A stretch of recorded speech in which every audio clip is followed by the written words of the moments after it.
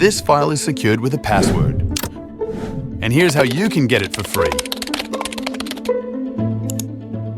First, watch the entire video. To unlock the password, watch the entire video on YouTube application or website. Strictly no skipping or fast forwarding. The password codes are revealed on cards throughout the video.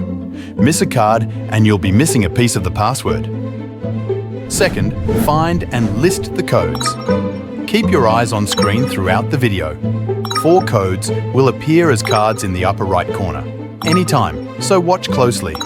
These codes may be a mix of letters, words, numbers, and symbols. Write them all down because combining them will unlock the password for the file. Remember, once you unlock all 4 codes from the cards, combine them immediately without spaces to form the password. Keep this password secure and remember it. Third, get the file name. Scroll down to the description box below the video, look for file name followed by the actual name of the file, copy it down and remember it. Fourth and last, open and fill out the Google form. Fill out the access form found in the description box. Remember to review the terms and conditions. Submit and your file will be delivered straight to your inbox. Enjoy! Following on from what we mentioned before, here's a recap of the steps. 1. Watch the entire video.